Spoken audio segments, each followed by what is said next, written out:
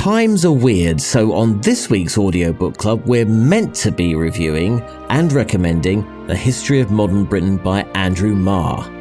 The Second World War was such a shattering, overwhelming experience for Britain that it is tempting to isolate the country we became afterwards from the pre-war Britain, as if a huge blade fell across the national story. In obvious ways, this is true. The war changed Britain physically and industrially, destroying city centres. It ultimately changed who lived here by encouraging both immigration and emigration. It changed Britain's political climate and our attitude to government.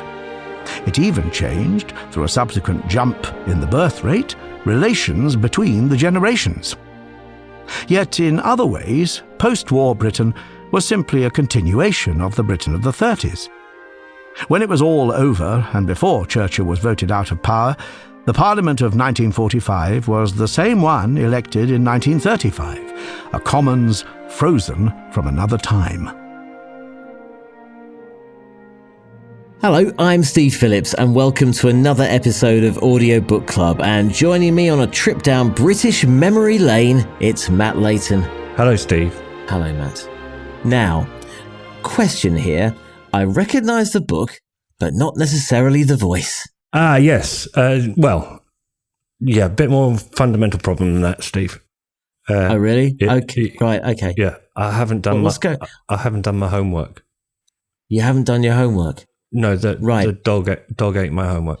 Right. You know how I'm feeling, right? I'm feeling how Noel Edmonds felt about 20 years ago on Noel's house party when he'd been obviously setting up a lot of people for the gotchas. Do you remember the gotchas that he used to do?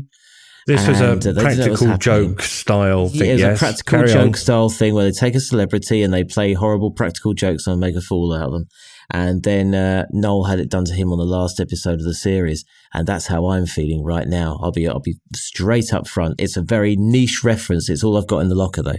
No, look, I am here. I'm here in front of you, prostrate. Oh yes, you are. Don't do that.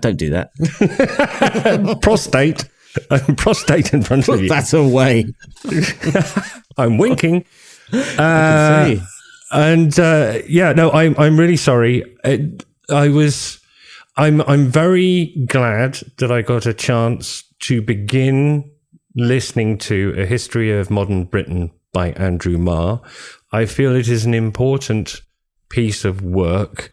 I have to say, as you quite rightly point out, when it wasn't Andrew Marr reading it, I was slightly disappointed, and then looked down the barrel of 29 hours and 59 minutes spending time with somebody who wasn't Andrew Marr, and I got distracted.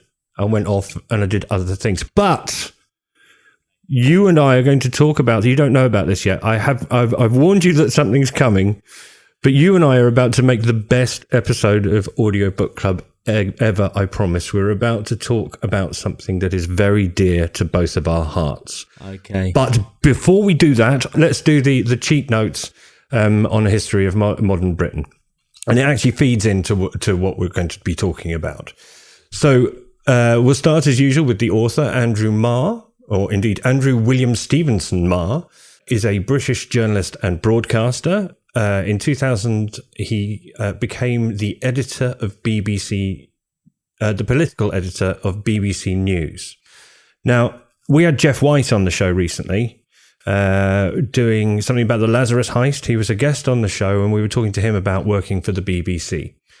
And he said, well, when you're working for the BBC, it's quite important. You become almost the official historical record of what goes on what's going on in the UK. The idea is that the BBC is entirely unbiased and a public service broadcaster, and that if the individual journalists are not allowed to have opinions, they're meant to be writing the historical record. So as political editor of the BBC News, it's one of the big jobs, and basically, he ultimately in that role, you are the scribe of what's happening in British government and British politics. Would you say that is fair, Steve? Yeah, that's a very, very neat summary. Yeah. In many ways, they're not allowed opinions. They have to report the news, and they are public servants. Then in 2002, most countries have a Sunday morning politics program. There's one here in Australia where I live, and it's quite an important thing. It sets the agenda for the week ahead. And in 2002, Andrew Marr he took over that slot. So he's from Sir David Frost. Indeed. Yeah, I'd forgotten about that. Sir David. Who famously, for our international audience, is the David Frost of the Frost-Nixon interviews, where he basically boxed President Nixon into a corner and caused the downfall of the American president. Yeah, David Frost is pretty global. I think we're on safe ground there. I think he made it big in the States, didn't he? Yes. Andrew Marr. This book comes from a series he presented for the BBC called The History of Modern Britain. But recently, Marr has moved on from the BBC. He's 63 years old. He's moved to LBC, which was the first commercial radio station in the UK in its original guise. It used to stand for London Broadcasting Company, but now it's become an evil commercial empire, and they've changed the initials to mean Leading Britain's Conversation. And Andrew Marr presents a show at 6:00 on that, where now he's free of the shackles of the BBC, is allowed a bit more of an opinion. So he's still there. Have you seen him on LBC, Steve? No, because it's a radio station. No, I'm sorry, I'm being facetious there. Yes, I have. Funnily enough, you're beginning to sniff out exactly what I'm talking about, which is that I consume James O'Brien on LBC. I grew up listening to the radio. I used to have the radio under my pillow where other kids would be reading. Oh, me too. Yeah, I'm with you. There's solidarity, brother. Yeah. And one of the stations I listened to late at night was LBC. These days, I consume LBC on YouTube. I don't listen to the 3-hour shows. I watch the 3-minute clips, the opinion pieces that I've been watching. James O'Brien, who's famously, he's a sort of a liberal shock jock, I think is the way you'd put it. He sort of points out the hypocrisy of the government, but tries to be nice and a good person as well. That's kind of his brand. So I've been watching him on LBC for 2 years, and then Andrew Marr, age of 63, public servant since the year 2000. He's got a right to go off and make a little bit of money by working for LBC, and I now watch and enjoy, particularly in the last few weeks, where in the UK the political situation has been somewhat torrid. I've enjoyed watching the former historian for the BBC in terms of politics finally let off the leash and allowed to demonstrate his own opinion. And I'm really enjoying that new Andrew Marr, but I'm surprised. I'm consuming it not on the radio where you would traditionally find me, but I'm like many other people, my media consumption has moved to YouTube videos. Same as me. I'm surprised. If I'm late 40s and I'm doing it. It is amazing how pervasive this change in the way we consume media has come. More of that later. Andrew Marr's personal life is quite interesting. He had a stroke in 2013 in his early 50s, and he was in hospital for 2 months. He had to be nursed back to recovery, but he was back on air by September of that year, so 7-8 months later. Then there's the matter of the injunction, the super injunction, where basically Andrew Marr, on April 26, 2011, following legal action by Private Eye editor Ian Hislop, an interview with Marr was published in the Daily Mail in which he revealed the super injunction had recovered the reporting of an extramarital affair with a female journalist.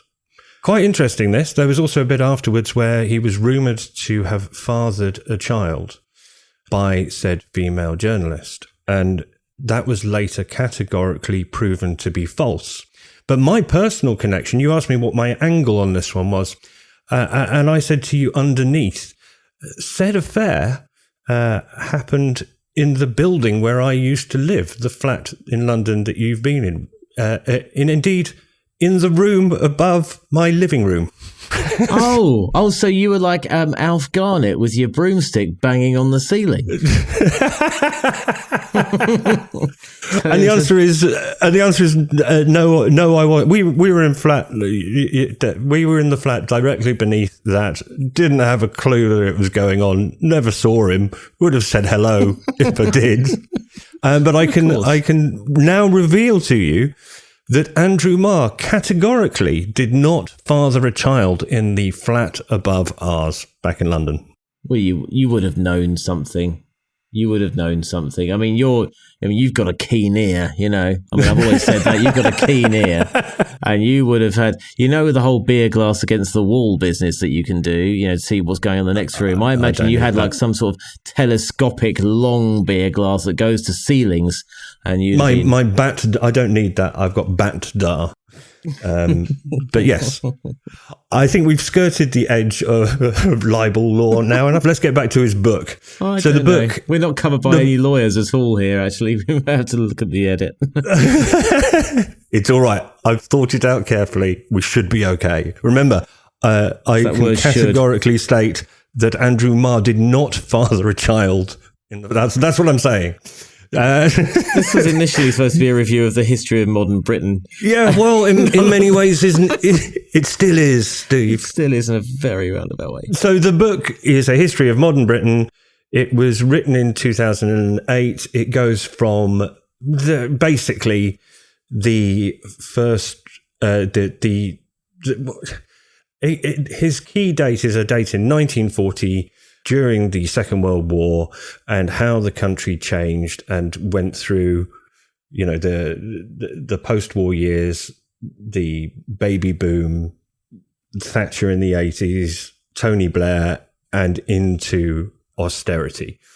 And there's 29 hours of that, and I have to confess I'm only about 2 hours in. The next thing we always do is talk about the narration of the performance. As we both pointed out, Richard Timson, the narrator, I was slightly disappointed that it wasn't Andrew Marr, but as discussed, he's a very busy man. And the other thing that maybe I'm overstretching it, but because of the health issues he's had, I should imagine that it would not be an easy job for him to sit in a studio for 60 hours recording a book. Well, yes. Now, I should probably at this point point out something to you. Go. There's a strong chance that Andrew Marr was in the next door recording booth as Richard Timson, also recording the book, because there are actually, and I'm sorry about this, but it looks like you've been listening to the wrong one if you wanted Andrew Marr to narrate it, because he actually did read the book. So the version I have and that I've got, it's him. No, it's him. Yeah. Oh, so it's real, and believe me, and I agree with you. So Andrew Marr's written. He's got a fair few audiobooks out actually, and they're slightly differently titled.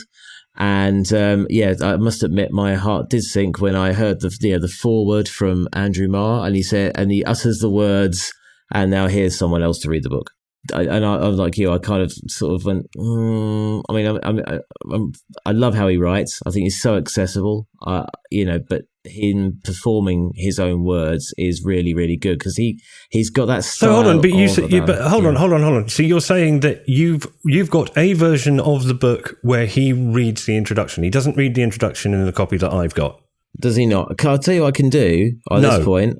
I can tell you what I can do is Can I play a clip?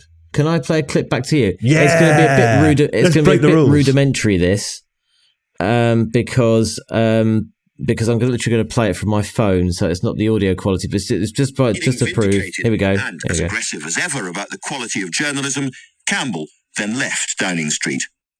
After Iraq, one of the most common jibes about Blair was simply... So that's just to prove that... he does. Look, you need it proving. Of course, you didn't ask for it to be proved. You believe me straight up. I'm gutted and professionally embarrassed. No, don't be. I think it's a great thing. It actually does serve actually something that I'm sure many of us come across. we wouldn't be the first in this situation, because there are sometimes two versions. There are sometimes one that's done by the writer, and another one that's done by a hired voice. And so here we've essentially reviewed the same book but different books. Yeah. That's okay. So I have a whole thing now about the style of Richard Timson's reading. But now it's my turn to play a clip. Oh, go on. So this is what Richard Timson sounds like. I think it's a reasonable impression of Andrew Marr, but as someone who's been in our lives for 20 years, we are not necessarily... You're just used to him. But here's Mr. Timson. But Dalton had had a difficult and unsettling day until he leaked the budget, having just come from unpleasant and confrontational talks at the palace about how much money Philip and Elizabeth, the new royal couple, should get from the civil list. Now, if you don't listen to the words of that, the thing that's quite striking is what my friend Giuseppe, who knows something about music, would refer to as the cadence of it. The rhythm and the intonation go. Here's a clip of Andrew Marr himself in Quality, because I had to go somewhere else to find it, doing the job that I talked about earlier of bringing opinion rather than writing history at LBC. So this is Andrew Marr from about 2 weeks ago. Good evening to you. Now, my job as a reporter, as I see it, is pretty simple. It's to tell you what I think is going on away from the cameras and the microphones as well as in front of them. And there's lots to tell you today. But first, if you'll forgive me, I want to say something a little more personal, because overnight I've been reflecting on an interview I did with Max Hastings, the historian and former Telegraph editor, who talked of his grief as someone who loves this country, about how it was being made to seem absurd in the eyes of the world. Well, I love this country too. I love its weather and its humour and its buildings and its tolerance and variety and its beer and even, yes, its food. I've written books and made films about its history. Among my family who fought in the last war, we lost a Spitfire pilot over Norway and a very young naval lieutenant at Dunkirk. I'm a patriotic member of a patriotic family, and there is nothing about our current economic and political crisis that doesn't make me squirm with embarrassment and grief. Whoa! Wow. That's just amazing. So you can imagine my disappointment where I didn't get that man.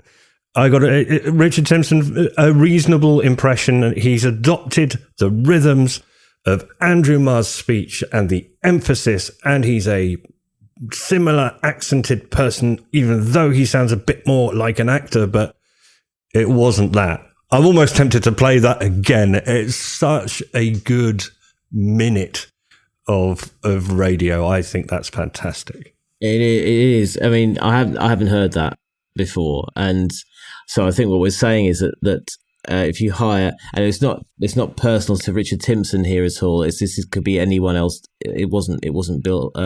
It wasn't. I was going to say Bill Marr, because we talked about him last week. It wasn't Andrew Marr, but I think we can probably say that from everything you've said there, from Richard Timson, it's a technically good performance, and that's probably the key thing, isn't it? Competent is a word we sometimes use not as a compliment on this show. And it's nothing against Richard Timson. It's the fact that it's just not that. Exactly. It's not that level of passion and a voice, if you're from the UK, that you are probably familiar with. A voice, a person that has been in your living room. Even if you watch the news and don't know the names of the correspondents, which, I certainly used to do when I was younger, I would recognize him if I saw him in the street or heard him talking somewhere else, even if you only watch the news casually in the UK. I think you can see where I'm heading with this, Steve. It's interesting that Andrew Marr is now allowed to give his opinion. It's the second time we've spoken about somebody who has worked at the BBC and then it's a double-edged sword. You have the shackles released and you're allowed to have your opinion, but then you are no longer the voice of the record of the official history of the UK. We talked about Simon Mayo leaving the BBC a couple of months ago, and how he was tired of working for the organisation, went to a commercial competitor in order to make a bit of cash before retirement. And as I say, I don't blame Andrew Marr for that. And I love being able to hear him being impassioned. But in general, you and I, one thing we share is a serious love of the BBC. And and particularly BBC Radio. Fair? Yeah, yes, we do. We do. I feel, I don't know if this is the right time to make the point, because you're probably halfway through your point. No, this is something that I know. I want to hear your opinion on this, because I got a message from you in the middle of last week saying, have you seen what's happened to BBC local radio? Oh, yeah. I mean, yeah, it's just heartbreaking. But the thing about, we talk about Andrew Marr going to LBC, Simon Mayo leaving the BBC, and it's been in the news about how many people are leaving the BBC and going to commercial for various reasons. I don't know whether it's a financial thing. Could well be, of course. We've all got to make a living and everything, and you want to provide and all the rest of it. But it's I think that also there's probably an element of actually wanting to do something else, in a different environment where, and there are pretty stringent editorial guidelines for the BBC, right? Because the BBC is the only organisation that is up there to be shot at, because we as British taxpayers pay for it. We pay for the licence fee, so we own it. And so we are on their case more than anyone else's about impartiality and being down the line and all the rest of it. So anything that could be construed is going to be leapt upon. And I'm construed as personal opinion. Personal opinion, leaning right or left or whatever, and actually, it could be a case of actually, well, no, you can still be I want to be that objective journalist, but I need that arena where I'm not feeling like I've got the icy glove of someone on my shoulder the whole time, and So you see, Emily Maitlis and John Sopel have left there to go and do the news agents at the same company at Global as well. Yep. Funnily enough, I'm going to talk about Americast, the thing that they left behind, in a moment as well. For our international listener, let's imagine we're explaining this to Shane. There are two things that I miss about living in the United Kingdom that I feel you don't really appreciate, because they've always been there, and they are the BBC and the National Health Service, the British Broadcasting Corporation and the National Health Service. Both of them troubled organisations in their own way, but also both of them brilliant, world-leading organisations as well. There are many in America who wish they had the wish they had the National Health Service. The BBC, I can tell you now, living in a country that doesn't have a national broadcaster. Well, it does. You've got the ABC, doesn't isn't have it? one ABC, of the the ABC. Yeah. There's a really subtle difference here, Steve, that I'm a bit geeky and a bit anarchy about. And that is, while we say that the BBC licence fee is a tax, it's not actually a tax. No. So in other countries, like here in Australia, the national broadcaster is paid for by the government. The government decides directly what the budget will be. In the UK, we make the distinction, and part of the reason that you and I love the BBC, worked damn hard to get into working for the BBC, and worked damn hard once we were there, is because it's considered to be genuinely impartial. It's founded, so this month happens to be, or last month I think it was 100 years since the BBC was founded. And the aim of the organisation was to inform, educate and entertain, in that order. I can tell you that not only that Andrew Marr clip we've just listened to, there is nothing of that quality happening in this country, here in Australia. The BBC, as much as commercial radio stations in the UK and commercial broadcasting organisations complain about it, it don't half raise the standards. The inane crap that comes out of the speakers in the car when I'm here when we're driving the kids to school or whatever. It's just abysmal. So the BBC is not only great for being the BBC, it's great for planting a flag standards-wise that other people have to live up to and compete with.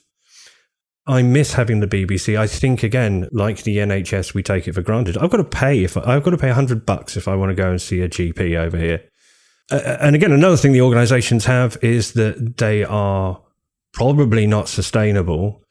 But yeah, as you mentioned, a public service body, there are anachronisms. And you mentioned the idea that there are so many regulatory guidelines that probably make the creative people like Andrew Marr and Simon Mayo feel stifled. But and I understand why, if you are a creative and ambitious person and creative and ambitious enough to have sustained a 20-year career at the BBC, you might want to throw off the shackles. Yes, you would. People like, Andrew Marr was, these people we're talking about were, Simon Mayo probably was more of a BBC lifer than Andrew Marr, because Andrew Marr came from the papers before he went to the BBC. The same for a lot of them, actually. Robert Peston's another one who's now ITV and so on. This is quite sort of British broadcasting focused here. But to bring it back round to Australia, one of the best BBC presenters I ever worked with was John O'Coleman, of course. Late of your parish, and much missed. So, because I knew him, and he was, with people coming the other way, there were some really good people there coming from Australia to the UK, who didn't quite. They were obviously very diligent. They were very, very clever, very astute broadcasters, but they also pushed the envelope a little bit as well. I remember Jono just say whatever. Yeah, I think there were those that would argue that modern commercial music radio in the UK was basically structured and streamlined in the late 90s by a load of consultants who'd come over from Australia who had done it that way down here and run more successful business. But I don't want to talk about that, Steve. I don't want to talk about again, before we go down this rabbit hole, what I would like to do is one of the reasons we're not talking about Andrew Marr anymore and we're talking about the BBC is just one line I heard in the Americast podcast this week. Americast is the BBC's podcast about American news. They recently lost both of their presenters, John Sopel and Emily Maitlis, to LBC, who we've just mentioned. The new presenters this week, Sarah Smith and Justin, what's his name? Justin Fletcher, the bloke. Justin Webb. Yeah. Justin Fletcher is Mr. Tumble. An idiot. Another very important thing, but Mr. Tumble reared my children. At the end of the Americast podcast, there was one line not said by either of the presenters, but said in the sort of station imaging, now available on the BBC Sounds app, which you can get anywhere in the world now. So I've famously said on here that I've read over or listened to over 500 audiobooks on the Audible app, but that is not the most used app on my phone. The most used app on my phone is the BBC Sounds app. Before I spoke to you this morning, I was listening to the preview for the Formula One this weekend in Brazil. I listened to the evening PM news program from Radio 4 when I get up in the morning and listen to the breakfast show just before I go to bed at night. Americast I've already mentioned. Newscast is something I think that's very new, and they're trying to make an accessible news podcast that talks to one issue at a time. It's slightly lightweight and fluffy. Newscast has been going for a long time. That's kind of spawned all the others. So Americast came from Newscast, basically, because it's been under a number of guises. It was Brexitcast it started off as. That was the original one, yeah. And that was in the run-up.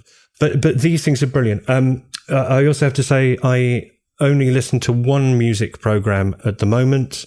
And that is on a weekly basis. I listen to Huey Morgan's show, or Huey Morgan from the Fun Loving Criminals, on BBC Radio 6 Music. It's amazing. The Fun Loving Criminals, they are a fair to middling band, but he basically spends 3 hours playing the music from New York that influenced that band. So it goes for everything from Run DMC to James Brown to Aerosmith, to some, music that's cooler than you are, that Huey clearly listens to when he's at home in his big leather chair smoking his cigar, his stogie. Having listened to the Today programme in my garden, then when I go to bed, I will have a flick through the drama section and put something on play to listen to as I nod off. In the crime section alone, there's so much there. The one that jumped out at me, I was listening to something yesterday they just uploaded that was an original, a 1940 drama about a Titanic-like incident. Just straight taken off the wax cylinder and plonked on the airwaves. It's absolutely brilliant. And I finished most of it, but there is new stuff still trickling through. And I don't know if you've heard Bill Nye playing Charles Parrish, the detective. I've not. No. I mean, do you have a clip maybe I can listen to? I might just. So I'm on a rant. This is a stream of consciousness from me. But yeah, so you can imagine Bill Nye plays a slightly booze-addled actor living with his ex-wife, failing to get jobs and solving murders. And he's normally having a drink at lunchtime, and it sounds a bit like this. I managed to convince stage management that a nosebleed didn't require A&E. Then Tony Delaunay, our ever-attentive company manager, ushered me into the nearest pub for a recuperative stiff drink or four. Another large scotch. Cheers. Oh, love it. Yeah, you can't beat a bit of Bill Nye, can you? You can't. Am I ranting, Steve? Do you use the BBC Sounds app, Steve? Yeah, of course, absolutely heavily. I'll tell you what I was listening to, because it runs deep, and so for our international listeners, one of the more famous stations in the UK is called Radio 1. So it's where basically official kind of pop radio started, basically back in the early 60s, and they celebrated their 40th birthday a few years ago, and they set up this pop-up radio station called Radio 1 Vintage, where all your favourite old presenters from when we were kids and everything did an hour each, and it's been brilliant. I'd like Steve Wright, who's just left Radio 2, which is one of the biggest presenters in the UK. He's left his afternoon show, still on Radio 2, but he's left his afternoon show.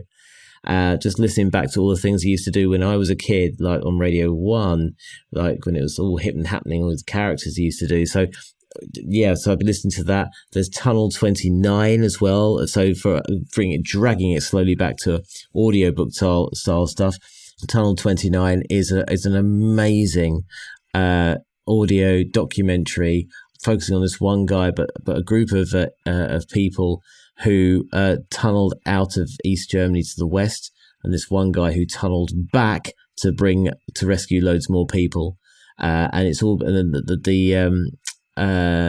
the furniture of it, the structure of it, it's all done as though it's happening in real time, and that gives an extra sort of real pace to it. So I really recommend Tunnel 29 if you haven't listened to that. And also The Missing Crypto Queen as well is about Dr. Ruja Ignatova and the biggest scam ever about a cryptocurrency that didn't have what's called a blockchain, ladies and gentlemen, which means you were basically, all these people were pouring their savings into this coin, this missing cryptocurrency, and mining more coins, if you like. It's all virtual, by the way. And the point of a cryptocurrency is you can exchange it for real money, but there wasn't that there, and she mysteriously disappeared. Anyway. Right, before you go into explaining blockchain, I think what we have illustrated here is the sheer depth of content that you and I can be enthusiastic about. We perhaps been loath to talk about it too much because the vague impression we get is it's quite hard to get the BBC Sounds app anywhere else in the world. At this point, by the way, there are lots of people who think the content's great on it and the interface is terrible.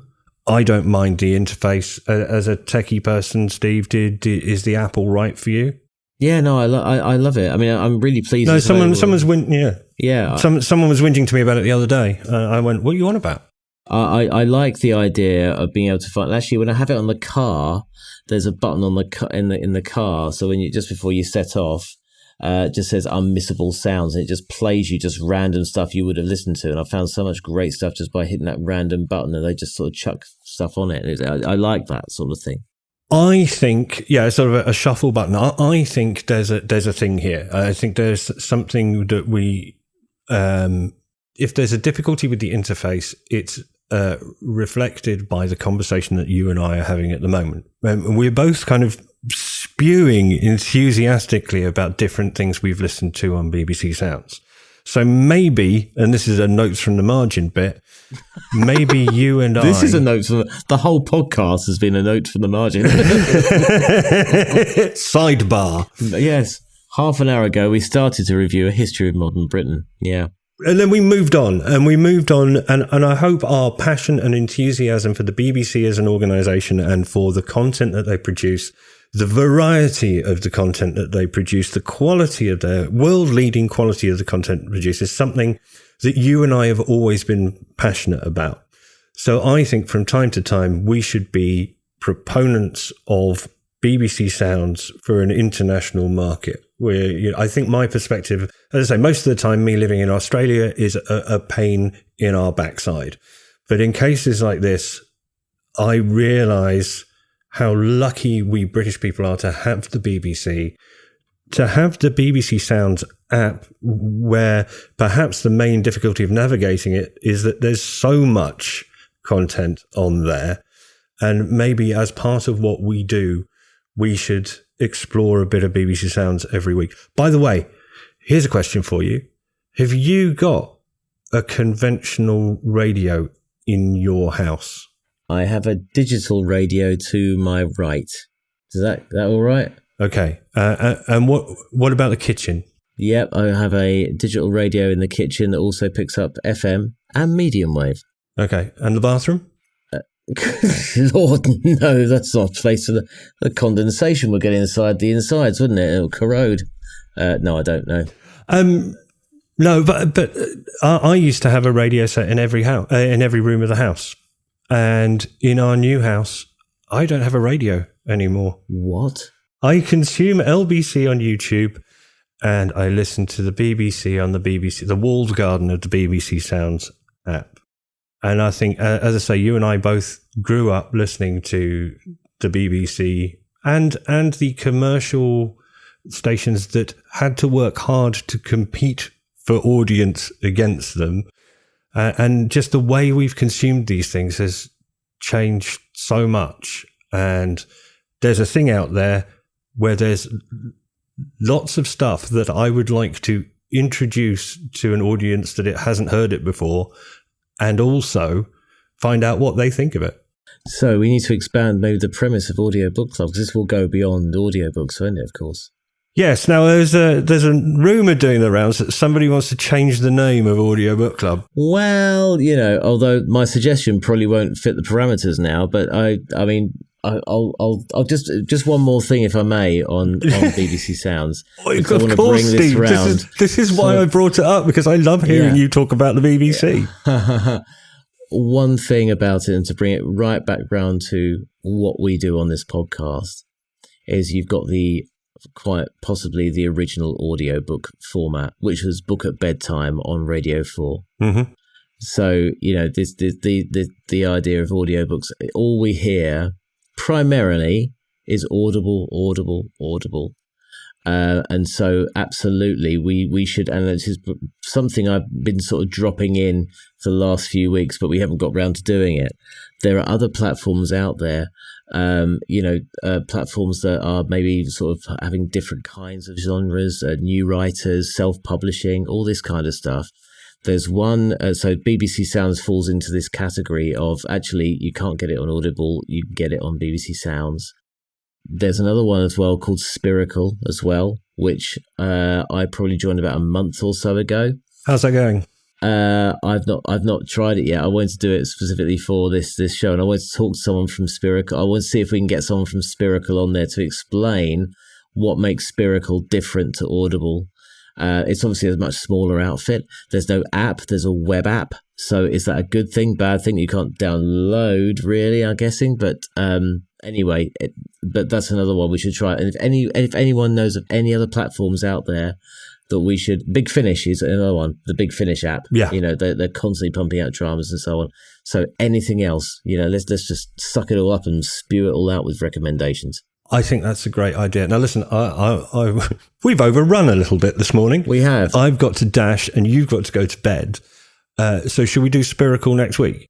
We'll do Spiracle next week. Just the one final thing about the thing that we spoke about earlier on about the changing the name is because there are quite a few. I'm concerned that maybe people are having trouble finding us, you know? Lots of Audiobook Club podcasts, as we keep sort of saying. So should maybe a name change? And it's only because it hit me in the car the other day, and I was thinking, I just came into my head like, play me a book. I'll park. I'll leave that. Yeah, play me a book. Yeah. It works a little bit, but I mean, you know, it's something that no one else has. Hang on, I am terrible at naming things. I was having this discussion with our friend Shane actually this week. He's starting a podcast, and I said, "Don't ask me about naming it." So, the studio, the program I do on Vision Australia Radio.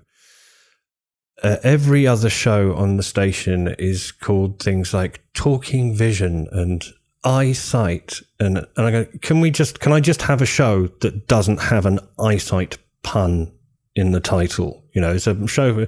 So I called it Studio One, and of course now nobody knows what that is. You have to explain what it is afterwards. I want a neutral, generic name, and the thing about Audiobook Club is it does what it says on the tin, doesn't it? Yeah, it does. It's such a good name. That's why the .com has gone. That way we have to have audiobookclub.net and use the hashtag audiobookclub. See, I did it there. I snuck in the branding, Steve. Yeah, very good. Nice one. Subtle. But it does what it says on the tin. It's interesting to see. Again, maybe this will make our life much easier now that we're going to be listening to some abridged content. We've seen them come and we've seen them go, the Audiobook Club podcasts. You can find other ones out there. You'll find that most of them, their last episode was in 2016 or towards the end of lockdown. Yeah. They lasted that long because it's actually quite a lot of work, isn't it? If we're dealing with a 30, and this is the first week I haven't done my homework, but dealing with a 30-hour book and perhaps listening to it, trying to listen to it twice, there aren't that many hours in a week. So I like Audiobook Club for the moment, but should we keep a watching brief on that? And also take suggestions from any of the genius listeners who have managed to find us. And the numbers are going up and it's making me quite happy. But if you are listening and you have an opinion on what our name should be, please do get in touch. Yeah, there's the small things. We don't want to be sort of self-referential about all this stuff, do we? What should we be called? Do you know what? People complain about it. People go, why are you talking about the mechanics of it? Because actually, you know what? If you're listening to Audiobook Club, you are probably a fan of audio entertainment. And actually, strangely enough, we don't give you and I don't give ourselves enough credit for saying, well, we know how this works. We know the thought that goes behind it because we've worked in the world's leading organization for audio entertainment. I think you and I, this sounds really arrogant, but I think you and I underestimate how much we know. And actually, if you're interested in audiobooks and podcasts, sometimes how they're made and the decisions that are made to make them go on, it's quite an interesting part of the story. I think Audiobook Club is very clever, but as you point out, it might just be too clever or not clever enough. I don't know. But I think that discussion in the context of what we do, which is talking about audio entertainment, I don't think it's too bad an idea to occasionally have a meeting during the podcast. Yeah, I agree. I like these. It's warts and all, isn't it? Yeah. Yeah. It's Absolutely. hanging everything out. But also, but how it's made is quite interesting. Maybe we talk about, at some point, we talk about how you get into radio or how you get into podcasting. Maybe that would be of interest to people. Look, I've really got to go, Steve. Can I ask one favour? Yeah. Can you do your roundup and tell us what we're doing next week? And then can I play the Andrew Marr clip again? Of course you can. Yes. Okay. So there we are. That was a history of modern Britain. By the way, if I may, just very briefly, 30 seconds talk about the book. I know you've got to go. Yeah. But if I can just squeeze just literally 30 seconds. Go on. This is an amazing book. This is the history of modern Britain, also the making of modern Britain, which goes back further in time. Is a very, very accessible, very engaging, very tongue-in-cheek delivery as well, but serious when it needs to be. And I really recommend it to anybody. That's A History of Modern Britain by Andrew Marr. There are two versions, one narrated by Andrew Marr, the other one narrated by David Timson. We've tried both. We like the Andrew Marr version. It was released a fair few years ago, 6 years ago now. Comes in at, 29 hours if you go for the David Timson version. I think it's shorter if you do the Andrew Marr version, but I'll check out the date there. And for next week, what are we going to be listening to? I think we're going to be exploring the new app that is Spiracle. We'll do Spiracle. Okay. Are we doing Geneva by Richard Armitage still? We can keep it in there. We always give two things that are coming up, don't we? So let's. We do. In the next couple of weeks, we will have covered both Geneva and the Spiracle app. The Spiracle app, yeah. I've noticed also in the script you've written down the spare ? Yes. Yeah. Do you know? Are we going to? You know what I mean? Do you know what I mean by the spare? Don't you? I do know what you mean by the spare. Yeah. Would you care to explain to anybody who doesn't know what the spare is? The Spare is the only book you've been reading about in the newspapers for the past 2 weeks. Not in this country. No, really. Not fast. No. This is Prince Harry's Prince Harry's memoir or account of his life. And the title itself is, I think it's brilliant. So the old, and forgive me for mansplaining it, but the idea was if you were a king in the olden days, you'd have two sons, the heir and the spare. And of course, William is the heir and Harry is the spare. So it's quite a sort of a punchy title, I think. I don't know if I want to listen to it. Do we want to do the spare, Steve? Well, let's put a pin in it for the moment. We've got our work cut out for the next week or so with Geneva. Let's talk about Spiracle as well. So, yes, let's reconvene. And if anyone wants to chip in, should we review it? Dear listener, let us know. Let us know. Anyway, we'll say goodbyes now, and then we'll sign off with Andrew Marr. How's that? Yeah. Good. Okay. Great. Okay. Love you. Bye. You hang up first. This has been Audiobook Club. We'll see you next week. Here's Andrew Marr. Ta-da. Good evening to you. Now, my job as a reporter, as I see it, is pretty simple. It's to tell you what I think is going on away from the cameras and the microphones as well as in front of them. And there's lots to tell you today. But first, if you'll forgive me, I want to say something a little more personal, because overnight I've been reflecting on an interview I did with Max Hastings, the historian and former Telegraph editor, who talked of his grief as someone who loves this country, about how it was being made to seem absurd in the eyes of the world. Well, I love this country too. I love its weather and its humour and its buildings and its tolerance and variety and its beer and even, yes, its food. I've written books and made films about its history. Among my family who fought in the last war, we lost a Spitfire pilot over Norway and a very young naval lieutenant at Dunkirk. I'm a patriotic member of a patriotic family, and there is nothing about our current economic and political crisis that doesn't make me squirm with embarrassment and grief.